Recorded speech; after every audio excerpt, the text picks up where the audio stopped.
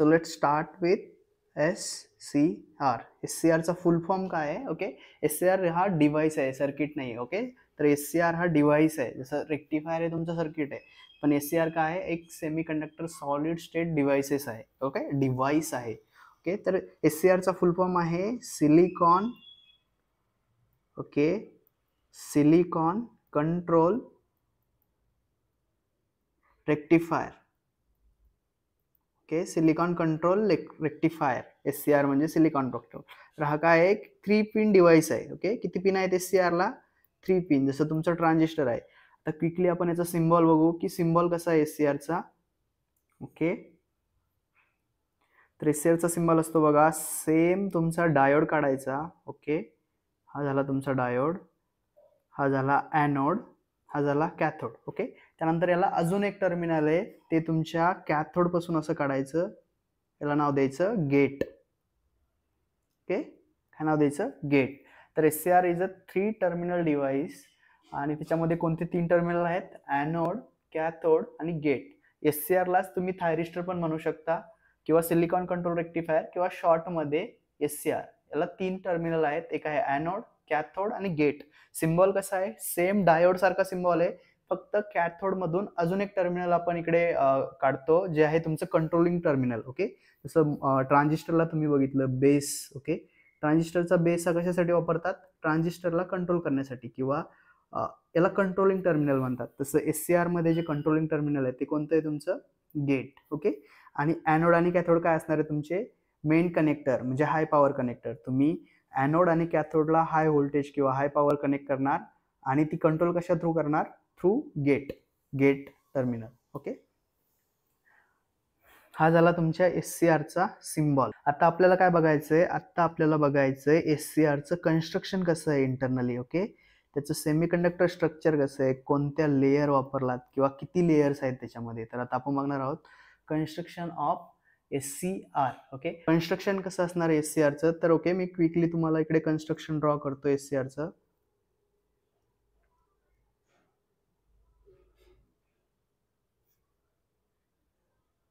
Okay, इकडे आपण एक SCRचं कन्स्ट्रक्शन ड्रॉ करणार आहोत. बघा, तर बघा या ठिकाणी तुमचं असणार आहे ॲनोड टर्मिनल. ओके, त्यानंतर या ठिकाणी तुमचं असणार आहे कॅथोड टर्मिनल. ओके, आणि या लेयर्स कशा असणार आहेत? तर बघा, एक असेल, फर्स्ट असेल तुमची P1 लेयर, त्यानंतर असेल N1 लेयर, त्यानंतर असेल P2 आणि N2. तर इकडे 4 लेयर हा तुमचा डिव्हाइस आहे. SCR किती लेयरचा डिव्हाइस आहे? It has 4 layer device. Okay, याच्यामध्ये किती हे आहेत? 4 सेमीकंडक्टरच्या लेयर आहेत. त्यानंतर it has 3 terminal device. 3 terminal 4 layer. Terminal कोणते असणार आहेत? ॲनोड, कॅथोड आणि गेट. ओके, हे त्याचे 3 टर्मिनल आहे. त्यानंतर इकडे जंक्शन बघा किती फॉर्म होतात. एक जंक्शन तुमचं फॉर्म होतं P1 आणि N1 च्या मध्ये. ओके, याला आपण नाव देऊ J1. त्यानंतर दुसरं जंक्शन फॉर्म होतं N1 आणि P2 च्या मध्ये, याला नाव देऊ आपण J2. आणि तिसरं जंक्शन फॉर्म होतं P2 आणि N2 च्या मध्ये, त्याला आपण नाव देऊ J3. म्हणजे याच्यावरून आपल्याला काय समजलं? It has 3 junction. ओके, आपण बघितले it is 4 layer 3 junction 3 terminal device. Okay, आता आपलं अजून एक टर्मिनल आपल्याला ड्रॉ करायचं आहे. ते कुठून ड्रॉ करणार आपण? P2 पासून. ओके, या ठिकाणून आपण आपलं तिसरं टर्मिनल ड्रॉ करणार, याचं नाव असणार गेट. ओके, तर बघितलं तुम्ही P1, N1, P2, N2 असे 4 लेयर असणार आहेत आणि त्यासाठी 3 टर्मिनल असणार आहे. P1 ला तुमचं ॲनोड असणार. ॲनोड काय असतं आपलं? जनरली आपण ॲनोडला पॉझिटिव्ह टर्मिनल म्हणतो, म्हणून तो P1 ला कनेक्ट आहे. त्यानंतर कॅथोड काय असतं? कॅथोड हा आपला निगेटिव्ह असतो, म्हणून आपण तिकडे N2 ला कनेक्ट आहे. तर तुम्हाला सिंपल कन्स्ट्रक्शन आहे, 4 बॉक्स काढायचे आहेत. त्यामध्ये कसं रिमाइंडर करायचं?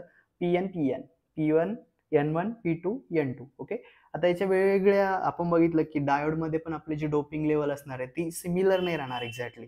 इकडे पण सेम तोच कन्सेप्ट आहे. इकडे काय असणार आहे की तुमची जी P1 लेयर आहे, ओके, P1 लेयर ही हेवीली डोपेड आहे, म्हणून इथे P+. त्यानंतर N1 लेयर ही तुमची लाईटली डोपेड आहे, लाईटली डोप आहे म्हणून N-. त्यानंतर P2 जी तुमची लेयर आहे, ओके, ही फक्त मॉडरेटली डोप्ड आहे, म्हणजे इकडे पी एन माय हेवीली पण नाही आणि लाईटली नाही, तर त्याला आपण काय म्हणतो मॉडरेटली डोप्ड लेयर. ओके. त्यानंतर जे तुमचं N2 असणार आहे हे पुन्हा हेवीली डोप्ड आहे. ओके. तर असे 4 लेयर तुम्हाला काढायच्यात आणि सांगायचं की किती जंक्शन फॉर्म होतात. सो जर क्विकली तुम्ही बघितलं तर SCR कसं आहे, 4 लेयर डिव्हाइस आहे. It has 3 junctions. Okay. 4 layer कोणते आहेत, P1 N1 P2 N2. 3 terminal आहेत, ॲनोड, कॅथोड आणि गेट. ओके. तर आपण ऍक्च्युअल याचं वर्किंग बघणार आहोत की याचं एक्झॅक्ट वर्किंग कसं होतं. ओके. ठीक आहे. आता मी काय करतो तुमच्या समजण्यासाठी, हा ॲनोड आहे इकडे. आपण आता सिम्बॉल वरती जाऊ.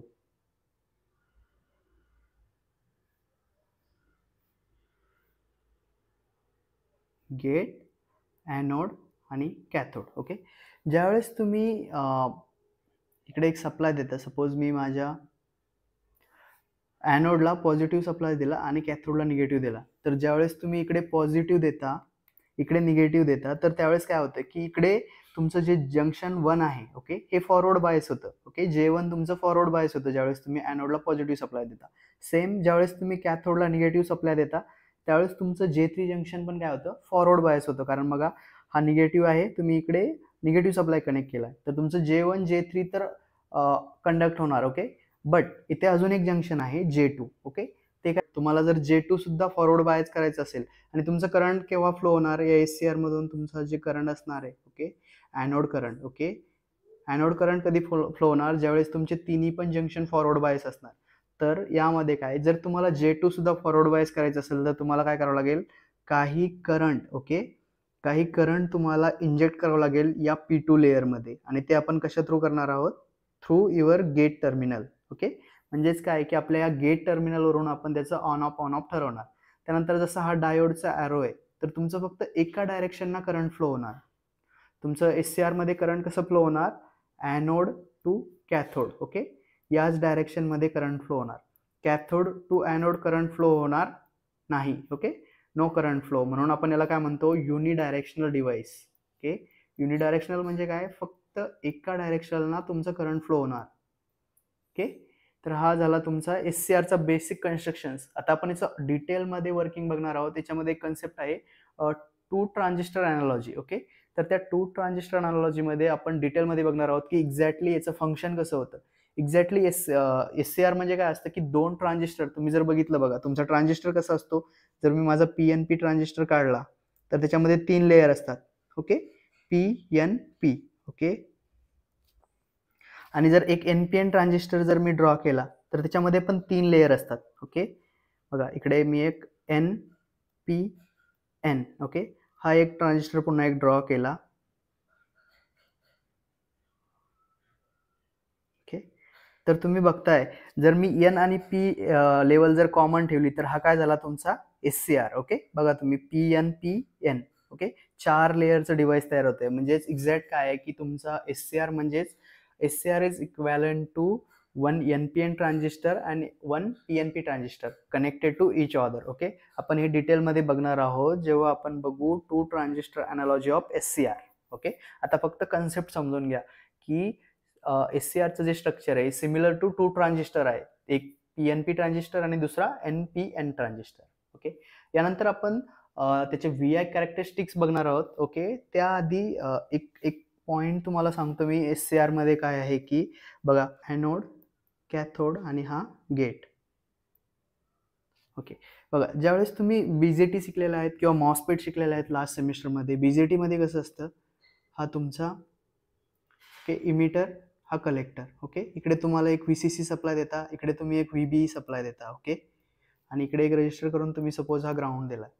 तर हा ऑन कधी होईल, ओके, तुमचा BJT ऑन कधी होतो, ज्यावेळेस तुम्ही या बेसला काही सप्लाय देता आणि तुमचा IB करंट फ्लो होतो. ओके. ओके. त्यावेळेस तुमच्या ट्रान्झिस्टरमधून करंट फ्लो होतो. जसा तुम्ही VBE सप्लाय डिस्कनेक्ट केला किंवा IB बंद केला तर तुमचा ट्रान्झिस्टर काय होईल, ऑफ होऊन जाईल.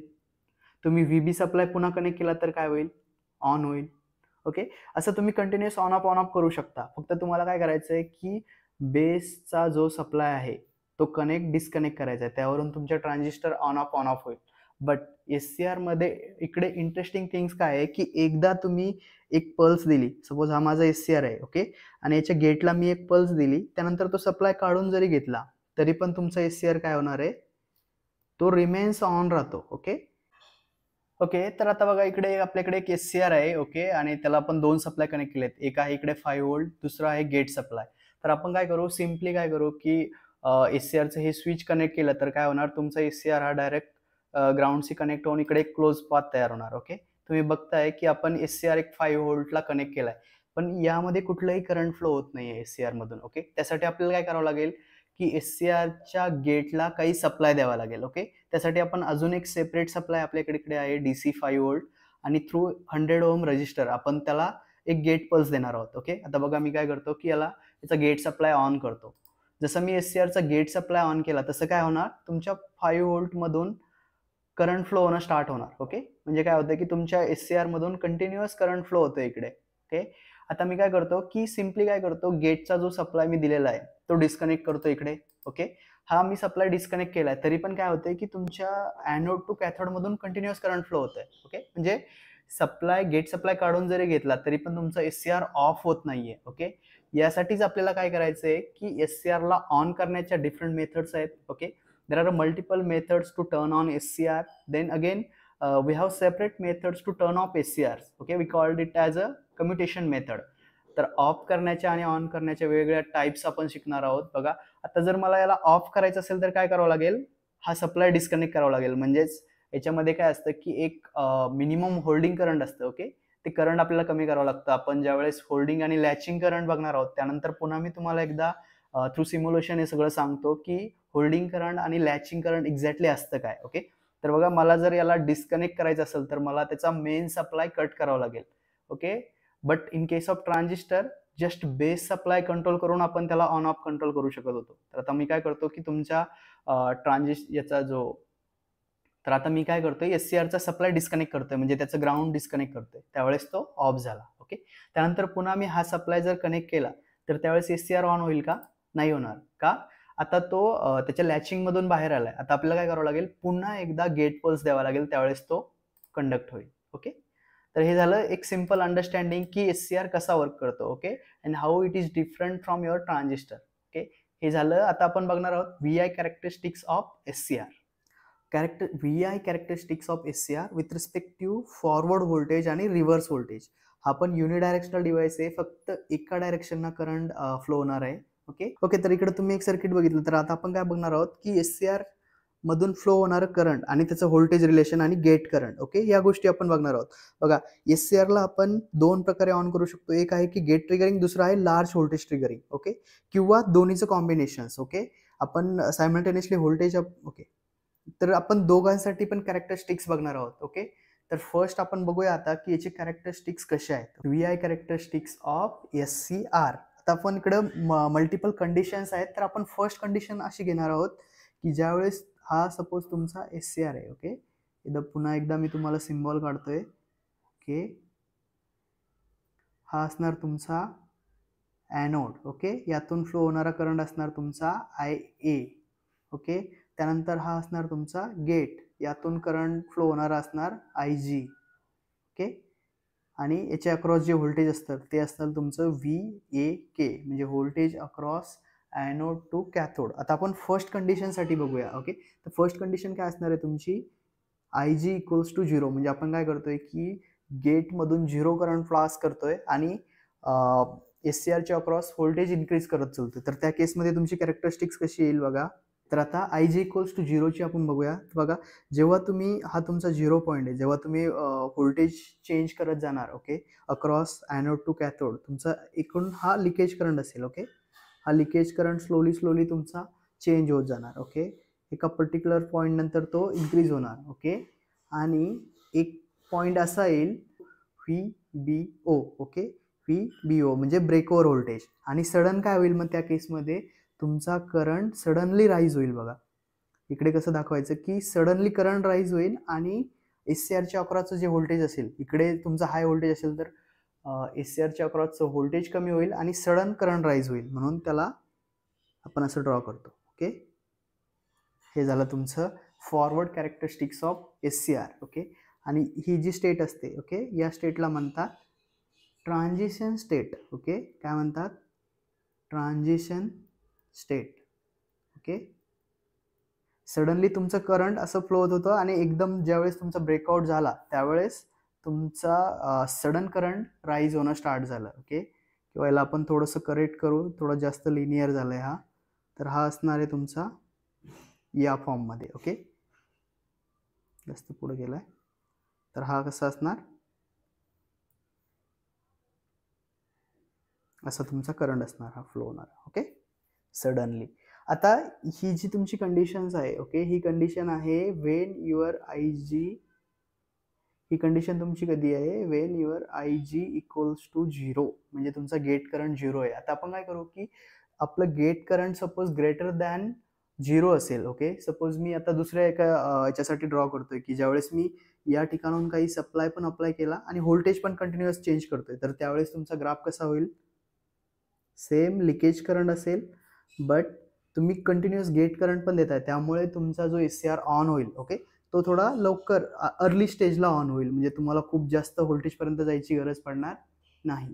हे आहे तुमचं IG2. ओके, यावेळेस तुम्ही काय करताय? काही गेट करंट अप्लाय करताय आणि जसं तुम्ही गेट करंट चेंज करत जाणार, ओके, सपोज आता नेक्स्ट कंडिशनला मी अजून माझं गेट करंट थोडंसं इन्क्रीज केलं. ओके, मी जर माझं गेट करंट इन्क्रीज केलं तर तुमचा पॅटर्न कसा बनणार? असा. Okay, like that. ओके, थोडंसं ड्रॉइंगमध्ये तुम्ही करेक्ट करून घ्या. हे झालं तुमचं फॉरवर्ड कॅरेक्टरिस्टिक्स. आणि हे जे तुमचे पॉईंट असणार आहे, या पॉईंटचं जे तुमचं करंट आहे, ओके, या पॉईंटचं जे तुमचं करंट आहे, या पॉईंटचं याला म्हणतात IBO, ब्रेक ओव्हर करंट. कधी असतं ते? ब्रेक ओव्हर व्होल्टेजला. ओके, या ठिकाणी. तर it's depend on the gate current. Okay, this is IG3, IG4 असं तुम्ही ड्रॉ करू शकता. विदाउट IG जर असेल तर तुमचा जे SCR ऑन होण्यासाठी तुम्हाला जे व्होल्टेज लागेल ते खूप हायर व्होल्टेज आहे. बघा इकडे हे तुमचं हायर व्होल्टेज आहे, इकडे तुमचं 0 व्होल्टेज आहे.